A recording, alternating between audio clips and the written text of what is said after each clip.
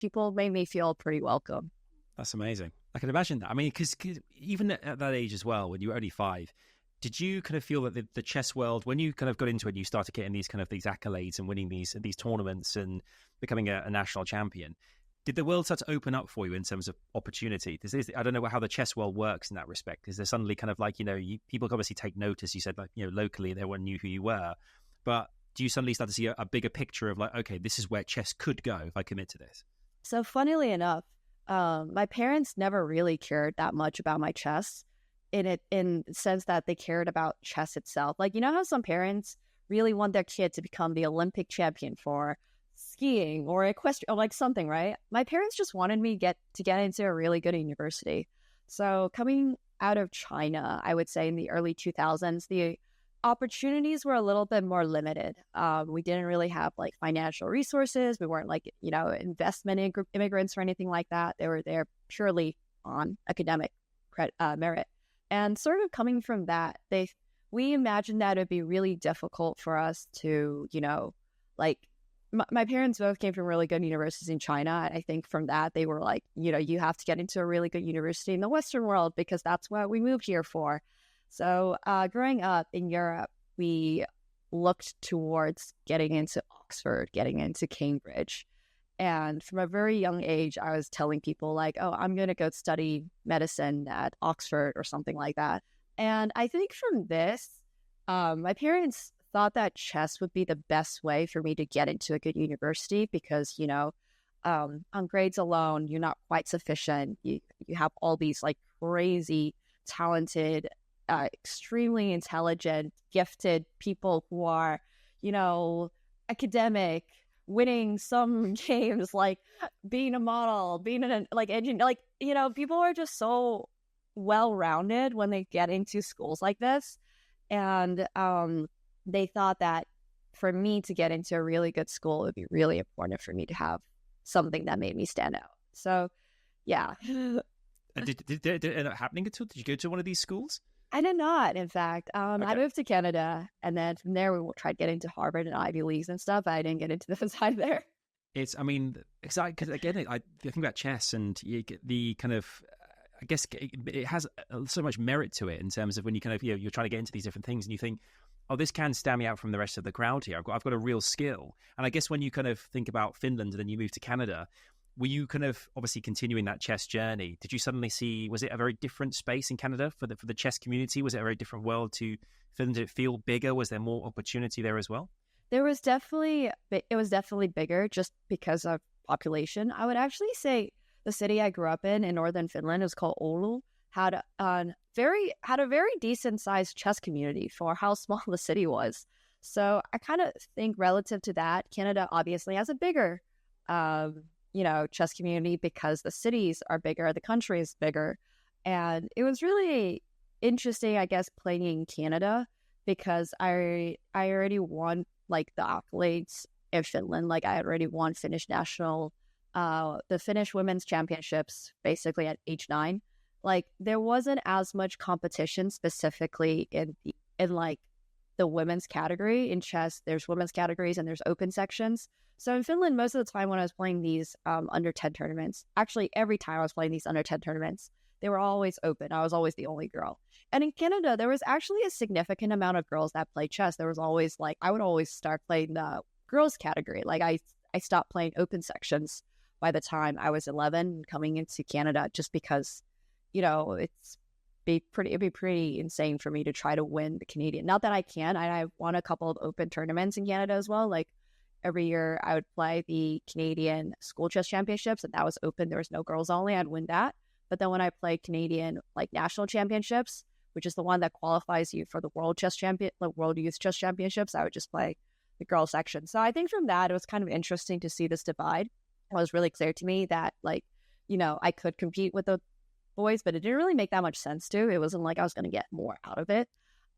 So yeah, Canada was kind of good for that, I guess, because it put me on a really direct path as far as my chess was going to go. Like ideas to win Canadian national championships, win World Youth Chess Championships, the titles, like Women Grandmaster title, and win North American Youth, and like win all these tournaments. because I know there's going to be a lot of people who are kind of watching or listening to this who are genuinely fascinated about both you and what you do, but the kind of the wider world of chess. Like I'm trying to imagine myself. You're 5 years old and competing. When you're sat there and you're playing chess, do you have a certain play style even back then? And are you kind of always like that's the way you play? Are you kind of like experiencing certain things and going, oh, I'll use that in my next game? How do you develop as well as like from that age? Are you how do you go about the way you try and win these things? Is it kind of different every time, or is there a certain way of doing it in your world?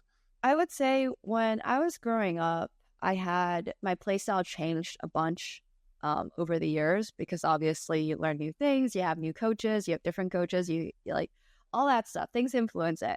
But I would always say like the one thing I had in common was going for the win. Like I would always just try to win a tournament. It didn't matter if I was the lowest rated person. I would just try to play for a win every single time.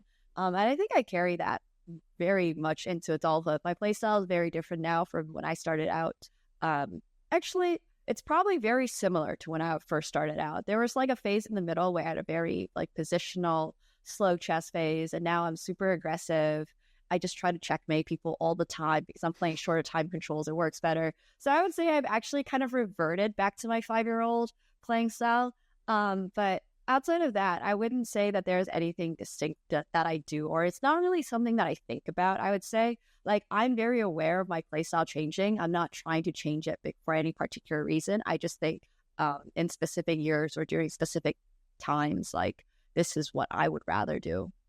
Are there trends in play styles as well, like generational trends, or you see kind of the new wave of players coming through, and they kind of like there's a certain way of winning or going about kind of competing? Has that changed over time, or has there always been this kind of classic mentality or classic kind of strategy that goes into it?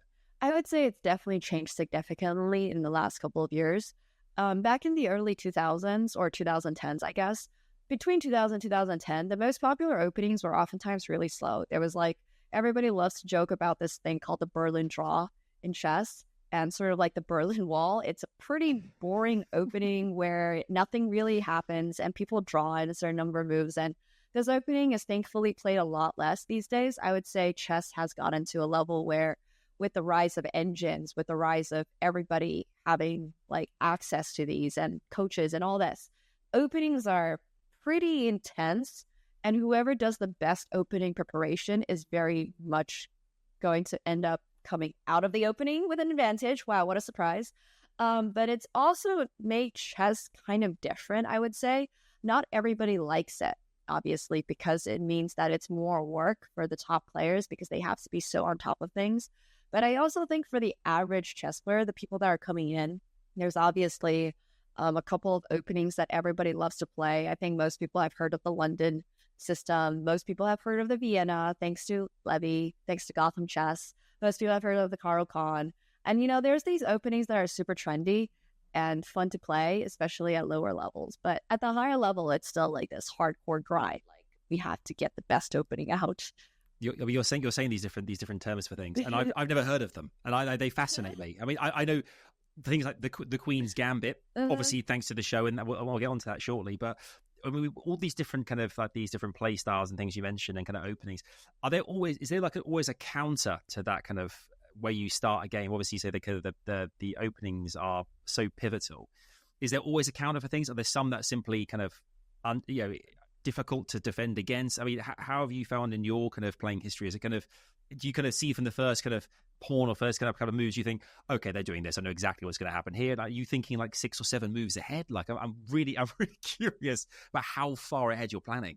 For the openings, most of the time, yeah, I know the opening moves up to 6-7 moves for sure.